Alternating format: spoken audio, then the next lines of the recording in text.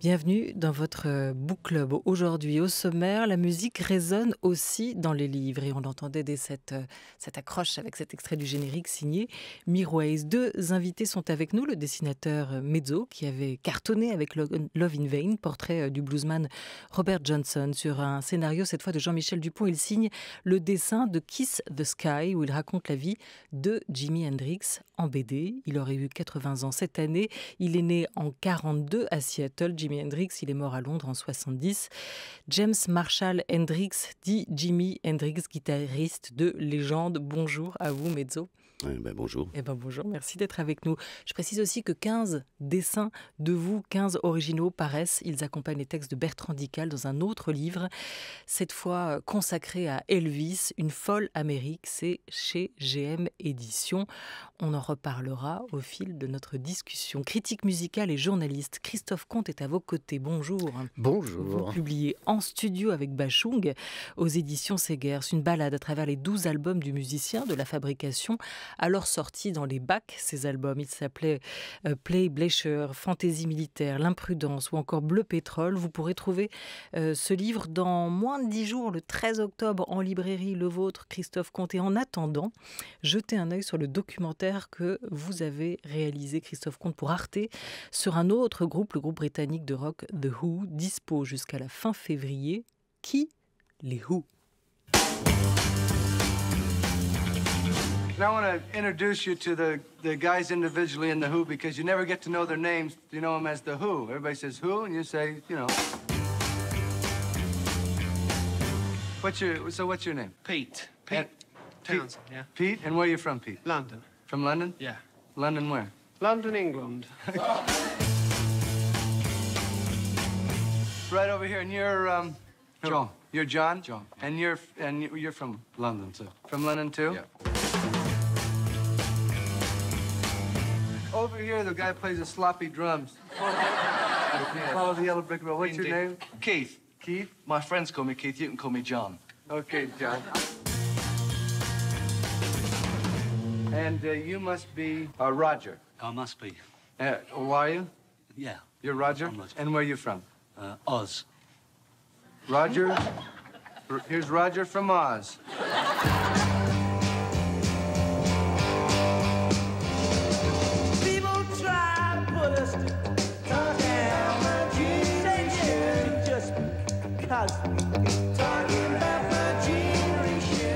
Voilà, Roger, le magicien d'Oz, pour le coup. On parle de votre génération, là, non, Christophe Comte? Alors, Mezzo? pas tout à fait, en ce qui Vous me n'avez pas concerne. grandi avec les Who? Alors j'ai grandi avec Ah les oui. Who, mais Vous avez pas le même par âge procuration. Non, je suis né l'année du 3e album des Who, donc vous voyez, ouais. Enfin, je ne sais pas mon âge, mais enfin ça donne une indication.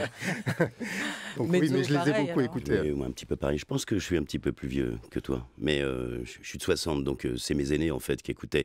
Mais les Who, par contre, oui, j'ai plus que Jimi Hendrix, visiblement. Jimi Hendrix, c'était plus mes aînés. Donc Vous l'avez il découvert sur le tard aussi. fallait trouver Ouais. sa voix, en fait, et ça... voilà, Et dans le c'est plus documentaire, les Who, on c'est voit plus les Who. Hendrix et les Who d'ailleurs Ouais. à Monterrey avec cette fameuse battle entre ceux qui détruisent tout et ceux qui mettent le feu. Mais on ne sait pas d'où c'est venu, en fait, cette destruction de guitare. En fait, ça vient de... C'est ça vient expliqué de- dans le Dans le expliqué documentaire dans le qu'il faut aller documentaire, regarder, donc sur arte.tv. On ne va pas parler de documentaire, on va parler de vos livres Oui. aujourd'hui. C'était juste une mise en bouche, en attendant donc que ce beau livre consacré à Bachung paraisse en librairie. Donc les Who peuvent être vus sur le petit écran. Au sommaire également de ce book club musical avec vous, Sébastien, il y aura une autobiographie. Ouais, de Dave Grohl, lui aussi très fan des Who. Dave Grohl, c'est l'ancien batteur de Nirvana et le leader du groupe Foo Fighters. Et puis un essai aussi qui paraît sur la pensée punk publié aux presses universitaires de France, Olivia. Voilà, de tout ça, vous allez nous parler Absolument. d'ici 13h20, mais on commence avec la traditionnelle, très attendue, Très attendu. question du jour posée La- aux auditeurs lecteurs de France Culture. La question, c'était quelles sont pour vous les biographies musicales incontournables? Et dans vos propositions, chères auditrices, chers auditeurs, un énorme mix, un mélange réjouissant. Mozart, par exemple, raconté par Philippe Solers dans Mystérieux Mozart, publié chez Plomb en 2001, va Wasserfall nous donne une citation du livre de Solers. « Difficile de suivre Mozart à chaque glissement de son éclatante subtilité. Vous êtes débordés, vos tympans éclatent, la vérité vraie de la musique emporte tout dans son tourbillon. » Laurence, elle aussi, entre rock psychédélique en conseillant la biographie de Jimi Hendrix par Lydie Salver, titrée Hymne, et rock tout court avec l'autobiographie de Keith Richards, Life, qu'évoquait tout à l'heure Pierre Ducrozet, lui aussi très fan. Ronan évoque une musicienne américaine et un artiste anglais, la chanteuse et bassiste du groupe alternatif Sonic Youth, Kim Gordon, qui s'était racontée dans Girl in a Band en 2017, livre traduit et édité chez Le Mot et le Reste, une autobiographie très personnelle pour Ronan, qui l'oppose à la biographie consacrée à un personnage haut en couleur, Mark E. Smith des Fall, un groupe post-punk britannique. Le titre du livre, c'était Renegade, Renégat en français. Sont évoqués aussi un livre sur Frank Zappa, Electric Don Quixote de Neil Slaven et Bono de U2, en conversation avec le critique musical Mishka Assayas dans Bono par Bono. Waouh, ça fait beaucoup. Ça fait beaucoup de livres, beaucoup de lectures, ouais. Et si vous deviez en retenir une, messieurs? Moi, c'est l'autobio de Keith Richards. Pourquoi? Parce que là, ça, par contre, c'est un groupe qui s'est emparé de moi plutôt que... Voilà, donc assez jeune, qui m'a séduit vraiment. Et puis en plus, je voulais en savoir plus sur des gens que j'écoutais et cette musique que j'adorais. Donc le mieux, c'était de lire cette autobio, quoi. Et Pierre Ducrozet nous disait tout à l'heure qu'elle était fantastiquement écrite, hein, aussi. Ah ouais, voilà. Donc il a dû être aidé, je ne sais pas, j'ose pas le dire, mais bon. Oui, non, enfin, moi je trouve ça fabuleux, j'ai découvert des choses. C'est pas en écoutant une musique qu'on connaît vraiment ceux qui la font, quoi. Donc là, j'avais envie de découvrir les personnages, hein, rentrer plus profondément, et j'ai appris plein de choses, et des anecdotes incroyables, voilà. Voilà pour la recommandation. Christophe Comte, de votre côté, vous avez eu le temps de réfléchir? Oui, je réfléchis toujours à cette question qui est un peu épineuse, parce que moi, les autobiographies de musiciens... Ou les biographies.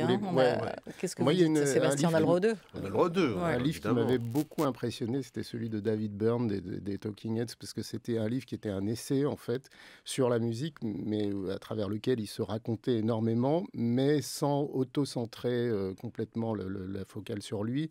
Et c'était d'autant plus révélateur de son travail. Donc c'est un livre, alors par contre j'ai oublié le nom, je ne sais plus comment il s'appelle. David Byrne, quelques instants. Voilà. Je choisirais celui-là, mais bon, il y en a plein. Personne ne parle de Patti Smith, Just Kids. Oui, Patti Smith, très, pour le coup, assez intéressant, parce que parlant d'une période qui n'est pas forcément celle du cœur de son travail, mais plus de la construction. Donc ça, c'était très intéressant. Voilà, et tout à l'heure, Pierre Ducrozet nous disait la biographie rêvée, celle qu'il n'a pas écrite, et que personne n'a vraiment réussi. Bob Dylan, selon lui, à faire un jour. Hein. Peut-être que l'un de vous deux s'y essayera. Pas moi, en tout cas. Mais... moi non plus, moi c'est terminé. Vous êtes fâché? Non, je ne suis pas fâché avec la musique du tout, mais avec les portraits, enfin, selon biographie. J'aime pas le terme de biographie parce qu'il est un peu trop technique, voilà. Mais non, c'est beaucoup de travail. Je vais retourner à la fiction. Fissa. D'accord. Mais tenez jusqu'à 13h30 quand même, parce qu'on va parler de votre bio dessinée de Jimi Hendrix. Vous avez retrouvé le titre, Sébastien. Qu'est-ce que la musique? Oui, voilà, c'est tout ça. Aux éditions Philharmonie. Qu'est-ce que la musique? D'accord, ça ressemble au titre d'un essai de Francis Wolff aussi, on n'est pas très loin, mais dans tous les cas, c'est vos conseils de lecture. Aujourd'hui, on vous pose ces questions qui paraissent toujours compliquées à élucider sur le moment, mais c'est vrai que quand on signe des biographies, quand on raconte la vie des artistes, quand on accepte de s'en saisir avec, on imagine toute la difficulté d'être fidèle à ces parcours qui sont cabossés, que vous avez alors pas connu directement, c'est votre cas pour Jimi Hendrix, mezzo. Bachung, vous l'avez croisé, vous avez surtout, Christophe Comte, pu rencontrer beaucoup de gens de son entourage. C'est vrai qu'on a tendance à voir comment font les autres, ce qui est une biographie ratée et ce qui est une biographie qui vous semble réussie, fidèle. D'ailleurs, comment est né ce livre, Christophe Comte? Il est né d'une commande, parce que en fait, l'éditeur Segers a publié il y a 3 ans maintenant une somme qui s'appelait le Gainsbook sur Serge Gainsbourg. Et à partir de là, les 2 auteurs principaux, Sébastien Merlet et Christophe Jonin, ont décidé de faire une collection et de lancer ce principe de livres qui ne sont pas des biographies, mais disons, comme on appelait, il y avait une collection des cahiers du cinéma comme ça, un artiste au travail. Et donc c'est vraiment sur le travail de studio, même si évidemment, le travail de studio, les paroles et tout ça raconte la vie de l'artiste. Mais donc, ils ont lancé cette collection et ils m'ont appelé, ils m'ont proposé Bashung. Moi, j'avais pas du tout l'intention d'écrire un livre à ce moment-là. Et quand ils m'ont parlé de Bashung, là, pour le coup, ils ont fait vibrer une corde sensible parce que quand on connaît un peu la carrière de Bashung, s'il y a un artiste qui justifie le fait qu'on se plonge, qu'on soulève le capot et qu'on regarde comment il a fabriqué ses disques, c'est bien Bashung.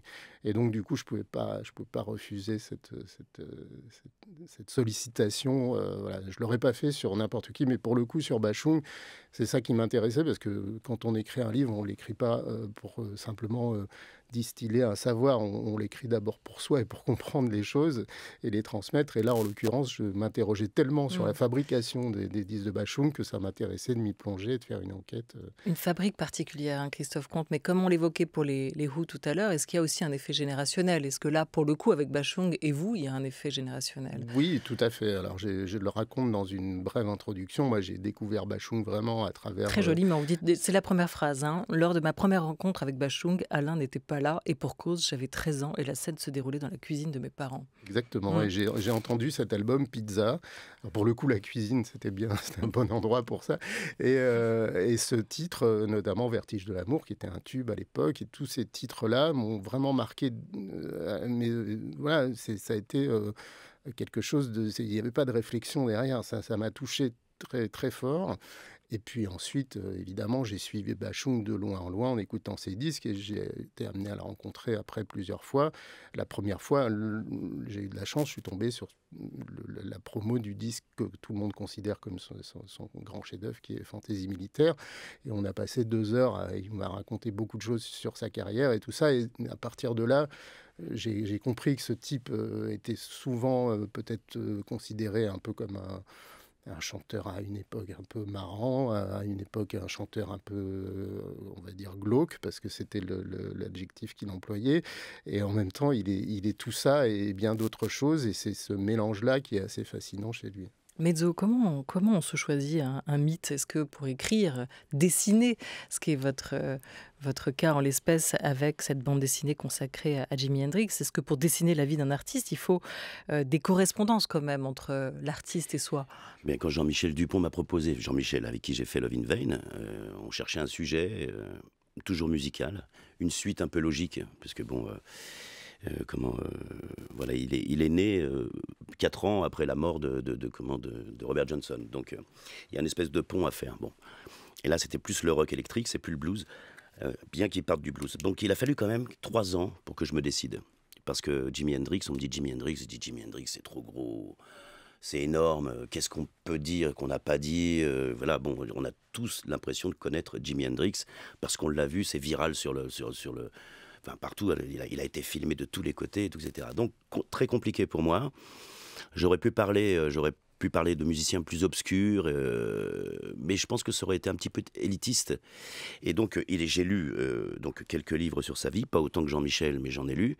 Et en fait, il a une vie totalement romanesque, quoi. Donc, en fait, plus que le musicien, c'est la période qu'il a traversée. C'est ce qu'il a apporté à la musique, certes. Sans que de jeunes musiciens, je disais tout à l'heure, il y a des jeunes musiciens qui jouent de la guitare, ils abordent la guitare sans connaître Jimi Hendrix, mais le son a déjà été, enfin voilà, il a inventé un nouveau son. Donc moi, au début, c'était pas tout à fait ma came, en fait, je le dis carrément, mais le personnage m'a réellement intéressé. Et quand vous dessinez, c'est pas simplement aimer la musique, c'est que faut que le personnage soit épais, qu'il ait, et il a une vie incroyable. Voilà, c'est tout. Bon, tout le monde la connaît peut-être ici. Je pense qu'on est entre spécialistes, donc on connaît un petit peu la vie, voilà. Donc j'ai déployé ça, et c'est surtout les années 60 aussi. Et ça, c'est le creuset de ma jeunesse. C'est-à-dire que toute ma banque d'images et de sensations, elle est née de 60 à 70. J'avais 10 ans, 70. Et donc c'est de dessiner ça et tout ce qu'il a traversé et le portrait de musicien. Voilà, et c'est dans tout ce qu'il a traversé qu'on peut peut-être s'arrêter un instant. Vous parliez de la fabrique des disques de Alain Bashung, Christophe Comte, Mezzo. Ce que vous racontez, c'est aussi la fabrique d'un artiste. Et pour le coup, avec Jimi Hendrix, on se rend compte que la musique va devenir pour lui une force de vie. et qu'elle va trouver probablement, ou en grande partie, sa source dans les blessures de l'enfance, hein, avec une enfance extrêmement rude du côté de Seattle, une enfance à la Dickens, comme on dit. Ouais. C'est vrai que ça va devenir viral, ça aussi. Non, mais oui, effectivement, mais je pense pas qu'on puisse être un artiste si puissant sans avoir des cicatrices. On en a tous, hein. Alors après, à nous de les transformer, de les... Voilà, je pense pas qu'une vie se fasse sans cicatrices. Et surtout, en fait, on se demande comment ce jeune homme né à Seattle et avec l'enfance qu'il a eue, la guitare était une bouée, quoi. Je veux dire, s'il n'avait pas eu ça, qui sait. Donc, ce qui est intéressant, en fait, c'est de voir avec quelle ténacité et voilà, il s'est accroché à cette bouée. Et voilà, et tout le parcours qu'il a. Enfin, bon, voilà. Moi, je suis dessinateur, donc je veux dire, si on veut vraiment savoir, il faut regarder mes dessins. Mais voilà. Dessins que vous avez réalisés en noir et blanc, ça s'est imposé pour montrer cette part sombre aussi. Ben, c'est la part sombre. En fait, ça devait être fait en une fois, mais et ça n'engage aucunement la qualité, mais j'ai un dessin un peu compliqué, très long à mettre en place, réaliste d'une certaine manière, incarné, certains diront, hein, c'est pas à moi de le dire, mais donc ça prend beaucoup de temps. Et en fait, au départ, le hublot, quand il arrive au-dessus d'Heathrow, devait être en couleur, parce que quand on arrive en Angleterre à cette époque-là, c'est quand même le pop art, le swinging London qui représente des couleurs, quoi. Et plus tard, le psychédélisme et tout ça. Mais sa partie blues, c'est-à-dire toute son enfance et son parcours, voilà, ça ne pouvait être qu'en noir et blanc. Et c'est un peu un trait d'union entre Love in Vain et le deuxième Kiss the Sky, où tout s'installe, toute la musique que j'ai écoutée, moi, en plus. Christophe Comte, le studio, pour Alain Bachung, c'était quoi? Ça représentait quoi? Une bulle? Ça représentait un atelier, surtout. Une bulle, non, parce que bizarrement, et ça je m'en suis rendu compte, je le savais, mais vraiment ça m'a été confirmé, Bachung était rarement dans le studio, dans l'enceinte du studio. S'il avait été parmi nous, il aurait été peut-être de l'autre côté de la vitre. C'est-à-dire qu'il était toujours, souvent dans la cuisine, souvent dans le salon, attenant au studio, et surtout comme il faisait travailler plusieurs ateliers ensemble. Quel téléphone qui sonne.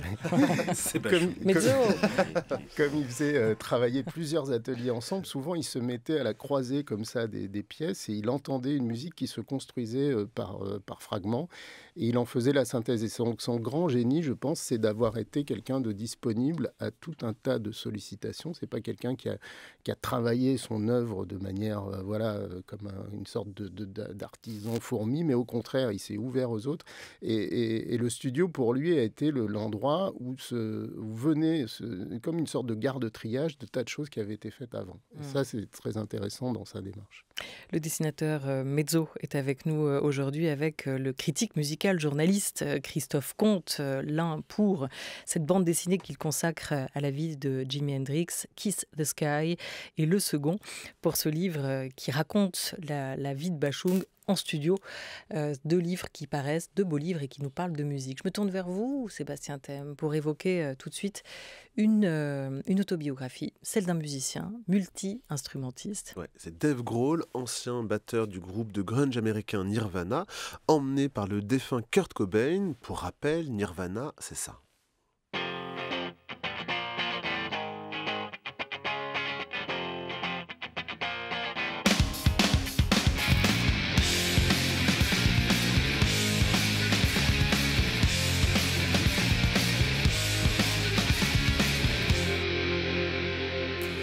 Smells Like Teen Spirit, première chanson de l'album Nevermind, troisième et ultime disque de Nirvana sorti en 1991, un tube des années 90, écrit entre autres par Dave Grohl qui publie donc son autobiographie aujourd'hui, elle paraît chez HarperCollins et elle est titrée Toute mon histoire, carnet de vie et de musique, un livre qui nous propose de monter le son et de tendre l'oreille au récit de cette vie entièrement dédiée à la musique, une enfance en Virginie, un goût pour les meilleurs musiciens, les Rolling Stones, les Who, je le disais, mais aussi pour des musiciennes comme la très punk Joan Jett des Runaways. Dave Grohl ouvre son autobiographie en écrivant que parfois il oublie qu'il a vieilli, mais garde bien en tête les conseils que ses parents lui ont donnés quand il a décidé de quitter le sud des États-Unis pour rejoindre l'État de Washington et la ville d'Aberdeen pour intégrer le groupe Nirvana. Sa mère lui a dit « Tu as intérêt à être bon » et son père lui a dit « Ne touche pas à la drogue ». Donc il s'en est plutôt bien sorti. Après l'aventure Nirvana qui s'arrête brutalement, il a créé un groupe de hard rock, les Foo Fighters, qui a vendu plus de 12 millions d'albums dans le monde entier. Christophe Comte, pardon. Dave Grohl, c'est un musicien solaire, drôle. C'est ce qu'on retrouve d'ailleurs dans cette autobiographie très réussie, agrémentée de photos, finalement assez loin de la figure du rocker torturé, autodestructeur. La joie, ça vous sauve un rocker ? Oui, probablement. Dave Grohl a eu de la chance, mais d'une certaine manière, il a provoqué cette chance. Il y a un lien avec Hendrix, parce que c'est Seattle quand même. Tout à fait, absolument. Qu'est-ce qui se passe à Washington, dans cet état de Washington ? C'est bizarre. Hein, c'est une ville assez ennuyeuse, faut bien le dire. Oui, Seattle. il pleut beaucoup par ailleurs. Voilà, et donc je pense que c'est un terrain assez propice à ce genre de groupe. Mais c'est marrant parce que je peux faire même un billard à 4 bandes avec les Who, parce que l'arrivée de Dave Grohl dans Nirvana a tout changé. Il y avait un batteur Nirvana qui était très mauvais, et exactement comme Keith Moon quand il arrive dans les Who, c'est exactement ce qui s'est passé. Et Dave Grohl était une machine de guerre sur scène, et avec les Foo Fighters également. Alors c'est un personnage plus effectivement plus solaire que Kurt Cobain, c'est sûr. Après, est-ce qu'il n'a pas touché à la drogue comme ses parents lui ? Ça, j'en sais rien. Mais il le raconte sans doute dans son livre. Mais je pense qu'il fait partie, oui, de ces personnages assez... on le voit partout, Dave Grohl. Il rend comme ça hommage à tout un tas de vieux musiciens. Il est tout le temps en train d'accompagner justement des Who. Et il a ce truc-là d'une sorte de générosité du type qui se dit... j'ai tellement eu de chance d'être là, parce que souvent le batteur c'est ça, hein, c'est le type qu'on a pris comme ça et puis il se retrouve starifié. Enfin, c'est quand même incroyable. Quand on est chanteur, auteur-compositeur, c'est plus simple. On se dit c'est le génie, le talent. Un batteur, c'est souvent la chance. Et je pense que lui est toujours comme ça. Il remercie un peu cette chance qu'il a eue, et ça n'a pas empêché de faire après un groupe qui effectivement a vendu... cumulé plus d'albums que Nirvana, je pense, Foo Fighters, parce qu'ils ont fait un plus grand nombre. Et bon, moi, je suis pas super fan de Foo Fighters, mais c'est un musicien qui est généralement, qu'on a plaisir à entendre et à voir. Une autobiographie de Dave Grohl à lire, absolument. HarperCollins, ouais. Voilà. Mezzo, Christophe Comte, il y a quand même un point commun à lire votre bande dessinée et votre livre, Christophe Comte, entre ces deux légendes, ces deux mythes de la musique, entre Hendrix et Bashung, c'est qu'ils étaient visiblement, à vous lire tous les deux expérimentateurs. Hein. Vous le disiez à l'instant, Mezzo, concernant Hendrix, il a inventé un nouveau son.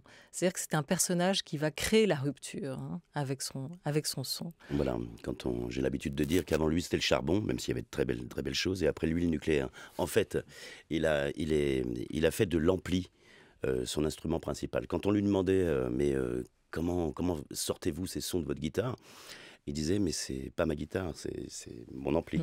Donc entre autres, et après en plus il a installé tous les sons, il a travaillé avec Léo Fender, a travaillé beaucoup avec lui, et voilà, et puis les pédales dont on sait que, et tout ce qui est, en fait il travaille surtout sur le son, quoi. Ce qui est assez génial d'ailleurs dans la BD, c'est ce qu'on ne connaît pas forcément, c'est qu'il est quand même rejeté tout le temps. C'est-à-dire qu'il est tellement en avance que le son qu'il produit est parfois assez assourdissant pour les gens, que la plupart du temps, comme il est musicien d'accompagnement de chanteur soul, il se fait quand même souvent virer. On lui dit mais non, mais ton son, ou alors baisse l'ampli, ou il y a un truc comme ça qui est assez marrant, parce qu'on se dit après... j'imagine que dans le tome 2, là, on le voit devenir cette espèce de pharaon électrique, mais dans le premier tome, souvent, il se fait quand même virer de quasiment tous les endroits où il passe. Ouais, non, c'est sûr. Il jouait très très fort, il était souvent en retard. Enfin, et le côté expérimentateur, je pense qu'il passe aussi par une sorte d'instinct comme ça, que cet instrument qui avait été quand même, dont on avait fait un peu le tour avec le blues, il fallait forcément l'amener ailleurs. Et ça passe effectivement par les amplis, l'amplification, les effets. Et du coup, Hendrix amène un truc quand on l'écoute qui est quand même, et quand on le voit jouer surtout, qui est quand même assez... il est très branché science-fiction, c'est très extraterrestre quand même. Mais là-dessus, ça fait penser un peu à Bashung, hein, quand vous dites que son rapport avec les ingé-sons et avec les musiciens avec lesquels il bossait Bashung, en studio. Non, mais vous avez ça, il vous dit ce mot qui est assez révélateur. Il n'aimait pas leur donner des directives, il aimait les exciter. Effectivement, on sent qu'il arrivait avec plein d'idées et qu'il piquait un peu là où ça pouvait provoquer du plaisir. Et il les laissait faire. Il disait aux musiciens, ce qu'il a dit à ces musiciens des années 80, avec un groupe qui s'appelait le KGDD, c'était leurs initiales, il leur a dit, et c'est des gens qui avaient déjà une expérience, le batteur, il avait fondé Kassav, par exemple, donc il pouvait jouer toutes sortes de rythmes, et il leur a dit, je vous demande d'apprendre à désapprendre. Tout ce que vous savez, oubliez-le. Et c'est vrai que ça les a aidés aller ailleurs que les disques de Bashung sonnent rarement comme les disques de la variété ou du rock français de ces années-là. Ils sont très bizarres. Alors certains d'entre eux ont marché, d'autres pas du tout. Mais quand on les écoute à froid, on se dit même parfois comment ça a pu marcher. Déjà à cause des textes, qui sont quand même la plupart du temps assez cryptés, et puis même de la production. Enfin, il y a rarement chez Bashung quelque chose qu'on pourrait dire qui pourrait ressembler à tous les chanteurs qu'on a connus. Enfin, c'est non, au contraire. Et si le premier disque ne ressemble pas au dernier musicalement parlant, est-ce que vous voyez aussi la progression que cette progression, cette évolution plutôt passe par le mode de fabrication? Ah, tout à fait, oui, oui. Alors, les premiers temps sont laborieux parce qu'on remonte à 66 quand même. Il a fait 15-45 tours avant d'arriver à faire un album qu'il n'a pas du tout aimé et qu'il a un peu mis de côté. Et avant sa construction, avant qu'il arrive à ce qu'il voulait faire, il s'est passé encore 10 ans. Donc il y a à chaque fois, effectivement, le fait de rencontrer des musiciens, de rencontrer des producteurs, d'aller aussi à l'écoute, parce que moi je ne mesurais pas du tout ça de Bashung, mais en interviewant des gens, je me suis rendu compte de ça. C'était un fanatique de musique, mais comme un vrai nerd de musique, comme on dit. C'est-à-dire qu'il allait chez les disquaires, il achetait un tas de nouveautés. Donc il était, la plupart des chanteurs, quand ils ont passé 40 ans, ils n'écoutent plus la musique des autres, ils se contentent d'être eux-mêmes dans leur propre écosystème. Lui, au contraire, est toujours allé vers les autres musiciens, des vieux, des jeunes. Enfin, s'il n'y avait pas ce côté jeuniste, ça pouvait être des musiciens qui étaient beaucoup plus âgés que lui. Et il a amené tout ça dans sa musique, avec, encore une fois, une très grande disponibilité, parce que très souvent, les morceaux tels qu'on les entend sur les maquettes et tels qu'ils sont à l'arrivée sont vraiment totalement différents. Vous vouliez réagir tout à l'heure Non, moi, je l'écoute, c'est très agréable. Enfin, donc on apprend des choses. Ce que vous disiez l'un et l'autre, pardon, aussi sur Jimi Hendrix, évoque aussi beaucoup de la vie, ou en tout cas de la première vie, de l'enfance de Elvis, dont je disais, vous signez aussi 15 dessins originaux qui sont publiés dans un livre sur Elvis, signé Bertrand Dical. Et ça, le film de Baz Luhrmann, qui a cartonné au cinéma, Elvis, et qui revisitait aussi le mythe, le montrait bien, cette enfance à se faire virer des clubs également, à piquer dans le répertoire des autres, à s'en inspirer, s'en imbiber pour trouver aussi son propre son, sa voix. Oui, je crois que c'est tout départ artistique se fait par... c'est une roue qui tourne, je veux dire, on prend des choses qu'on aime et puis on les transforme petit à petit. Et comme dit Christophe, au bout d'un moment, et même les dessinateurs, ça leur arrive de ne plus regarder du tout ce qui se passe autour, en tout cas dans leur matière, et puis finalement de vivre de son propre... Ça évolue tout seul. Enfin bon, le point commun, c'est en fait une enfance complètement misérable, mais pauvre, pour le white trash pour Elvis, et puis voilà, à Seattle, très très pauvre aussi, dans une famille complètement éclatée. Alors c'est pas du tout la même chose, parce que Elvis était très proche de sa mère, et Hendrix aurait voulu l'être, et il a pas eu l'occasion, parce que voilà, c'était pas... Mais en tout cas, voilà. Je ne sais pas quoi dire de plus. Je vais vous poser une autre question. Mais oui, non, mais justement, comment... Oui. C'est mieux. Parce que ça, c'est pas beau. On est à la radio, en même temps, ça se voit pas totalement. C'est parce que j'ai pas encore l'exemplaire définitif, il n'était pas arrivé. Donc mais là, tout de suite, c'est autre chose. C'est vrai qu'il faut faire la retape, là.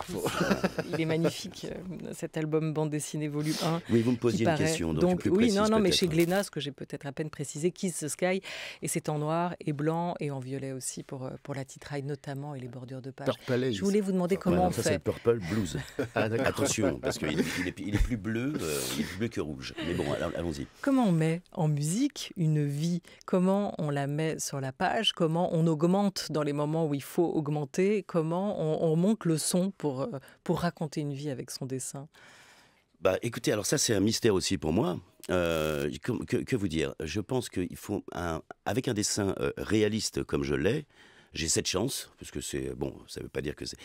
Je travaille énormément la gestuelle. C'est vachement important, en fait, dans les personnages. Quand vous dessinez des personnages, ce que ne peuvent pas faire certains dessinateurs qui sont plus minimalistes, disons qu'ils ont une gestuelle minimaliste, moi, je peux rentrer un petit peu dans le détail et éventuellement les incarner de bonne manière en les regardant... pas seulement les écouter, en les regardant sur scène et dans la vie, quand j'ai des documents, sur photo ou sur film. Après, c'est très compliqué, je ne peux pas vous dire pourquoi on peut écouter la musique quand on regarde des images. Et ce que je disais tout à l'heure, Mais en je suis fait, sûre que vous l'avez en tête en permanence en dessinant bah, quand voilà, même, en fait, cette idée-là. non, mais Ouais. je pense que les gens voient, quand ils voient une image de musicien, s'ils ne connaissent pas la musique, je ne sais pas s'ils l'entendent. Mm. S'ils la connaissent, ils l'ont entendue quelque part, ils Est-ce l'ont que- vue. Sinon, vous leur donnez envie d'aller l'écouter, Alors, assurément. j'espère. Ça, c'est clair. C'est quand même un hommage, donc j'aimerais bien que, voilà, que les gens s'y Bon, on a intéressent. fait un peu de blues, on a fait un peu de rock, on a fait aussi du grunge. On n'est pas passé encore par le punk. Passons par Non, le punk. ça va nous Pensons manquer. avec le punk même. Grâce à un petit essai très réussi qui paraît au PUF de Catherine Gay, titré Penser avec le punk. Et oui, le punk, ça n'est pas qu'une épingle à nourrice dans la narine ou une guêtre trouée au poignet. Le punk est aussi politique, un mouvement contestataire dont les grandes figures sont les Sex Pistols, Vivienne Westwood ou encore les Who, dont le slogan pourrait se résumer à une des paroles du groupe anglais We won't get fooled again. Traduction, on ne se laissera plus abuser. Phrase qui a été beaucoup détournée. D'ailleurs, on a même dit que c'était au fond une phrase très conservatrice de musiciens désabusés. Le fait d'ailleurs que Roger Daltrey des Who ouvre une ferme dans le Sussex pour pêcher la truite dans les années 80 n'a pas arrangé l'affaire, éloignant un peu le rocker de son image de rebelle. En tous les cas, il y a des liens très forts entre le mouvement punk et une pensée politique, écologique et sociale, biodiversité même, comme nous le rappelle Catherine Gued.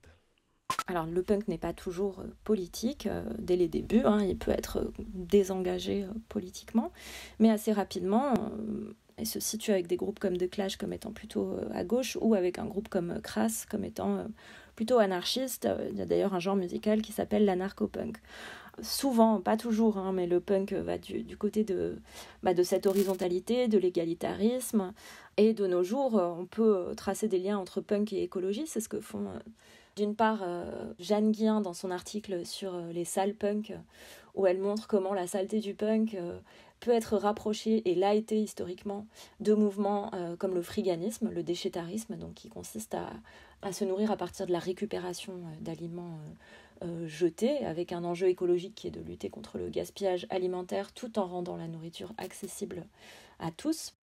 Alors Christophe Comte, Mezzo, je vous propose un petit jeu rapide, on va être un petit ping-pong. Pour vous, qui est l'auteur le plus punk, l'écrivain ou l'écrivaine la plus punk? La facilité irait vers Virginie Despentes ou je ne sais pas qui. Je dirais Jean-Jacques Schul, moi. Ah, très bien. Ouais. Confidence pour confidence. Non, surtout pour l'écriture, parce qu'en fait, je pense que le punk, c'est pas forcément des guitares, et c'est aussi. Enfin, c'est un spectre beaucoup plus large que ça, et Jean-Jacques Schul, je pense qu'il a abordé ce truc-là. Mezzo. Alors, moi, je cherche un dessinateur punk. Parce que, bon, voilà, après, en matière de littérature et tout, etc., je suis pas assez, c'est pas assez étendu. Mais en fait, ouais, il doit y en avoir, ils vont m'en vouloir. Si jamais ils écoutent cette émission, ils me disent ouais, tu m'as peut-être pas parlé de moi. Bon, Ouais, attends. question d'après, l'album. Non, la Très question bien, d'après, l'album musical le plus punk. pour moi, c'est trop large, quoi. C'est trop large. C'est assez dada. Moi, je pense que c'est vraiment c'est une réaction normale au bout d'un chemin.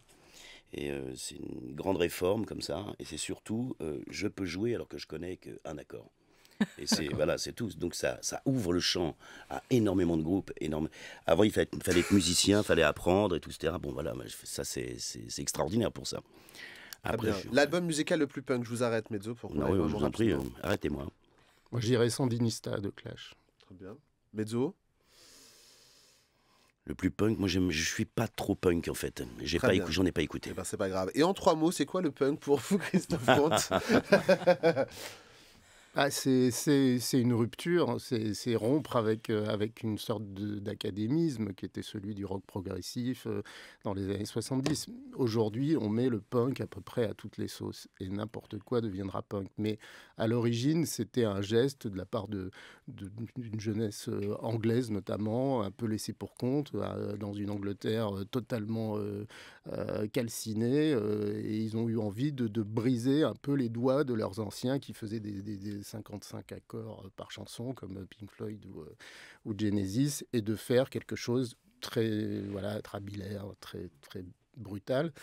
Et en même temps, c'est ce que je disais juste avant, c'est beaucoup plus large que ça, le punk. Merci Mezzo, merci Christophe Comte. Merci à vous. Bashung, en un mot, aimait beaucoup les textes, l'écriture aussi. On peut aller regarder sur Tout à fait, Instagram, sur nos les comptes réseaux. Instagram, Ouais. on vous a fait la petite bibliothèque D'Alain de Bashung. Bashung, où on retrouve du Antonin Artaud, où on retrouve du Kafka qu'il aimait beaucoup et tant d'autres références à piocher dans cette bibliothèque d'Alain Bashung. Merci beaucoup à tous les deux. Il est 13h25 sur France Culture et c'est l'heure des 4 items de Charles Dantzig.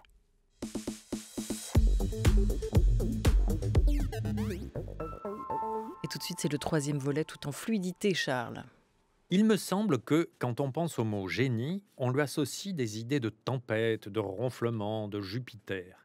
Quelle curieuse conception. Le génie peut être léger, railleur, gracieux. Virginia Woolf en est un exemple admirable.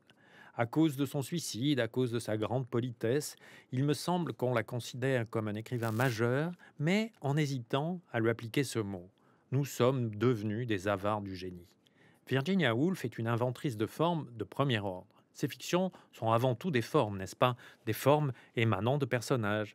Mrs. Dalloway en est un cas fameux. Il ne se passe rien dans le roman qui porte son nom, sinon les pensées de Mrs. Dalloway, sortie acheter des fleurs, et le rythme du livre suit parfaitement les fluctuations de l'héroïne.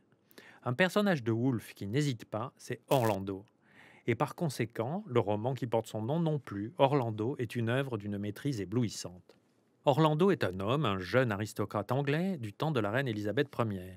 Il vit à sa cour, puis à celle du roi Jacques. Il devient amoureux de la fille de l'ambassadeur de Russie. Cette Sacha porte donc un prénom épicène dans un roman dont nous connaissons le principe de changement de sexe du personnage avant même de l'avoir lu. Qu'Orlando soit un homme qui devient une femme n'est pas l'objet d'une surprise, d'un coup de théâtre, comme mettons dans le film de Neil Jordan, The Crying Game. Tout le monde le sait en achetant le livre, tout le monde le savait à sa publication. On l'a acheté, on l'achète pour savoir comment Woolf va se débrouiller d'un sujet pareil. Et elle s'en débrouille de manière géniale. Devenu ambassadeur à Constantinople, c'est-à-dire parti pour un autre pays, Orlando y part pour un autre sexe. Cela se passe au cours d'une scène de léthargie avec des figures allégoriques qui font ressembler le roman à un opéra baroque. Des trompettes jouent un air intitulé « La vérité » et Orlando s'éveille en femme. Elle a 30 ans. Le merveilleux, et si je dis merveilleux, c'est parce que c'est une figure de conte où le surnaturel est naturel, et qu'Orlando n'est ni surprise, ni inquiète, ni enchantée d'avoir changé de sexe. Elle est femme, c'est comme ça. Même si elle se rend compte que ce n'est pas facile, elle remercie Dieu de l'avoir faite telle. Nous sommes maintenant au XVIIIe, puis au XIXe siècle. Orlando s'habille tantôt en femme, tantôt en homme. C'est en homme qu'elle est le plus libre, hélas. Orlando femme se travestit en homme pour pouvoir se promener la nuit dans Londres. Elle se marie avec un homme, bien entendu, et donne naissance à un enfant, lequel est un garçon. C'est mentionné en passant et pas du tout comme un accomplissement. Celui-ci ne se trouve ni dans la maternité, ni dans le genre, mais dans le talent. Orlando s'était dit, une femme, oui, mais 1 million d'autres choses encore. Parmi ces choses, la plus louable à son estime est de publier le grand poème sur lequel elle travaillait depuis sa jeunesse dans la Renaissance. Elle a 36 ans, elle a vécu 4 siècles. C'est au fond ce qui se passe avec tous les écrivains, qui ont tellement lu et tellement de choses d'avant leur naissance qu'ils sont des vieillards de culture et, somme toute, sans genre. C'était Charles Dantzig, chronique à réécouter sur radiofrance.fr. Demain, Sébastien Thème dans Bienvenue au Club. Demain, sera annoncé le prix Nobel de littérature. Vous pouvez tenter de deviner qui sera nommé. C'est à 13h, vos réponses via le hashtag BookClubCulture, Olivia. Moi, je joue pas, je perds à chaque fois. Et on retrouvera aussi en invité Thiago Rodriguez sur les 2 parties de l'émission, le metteur en scène portugais qui vient de reprendre aussi la tête du Festival d'Avignon. Merci à Oriane Delacroix et Laura Dutèche-Pérez pour cette programmation, préparation et à Jean-Guilain Meige à la technique aujourd'hui.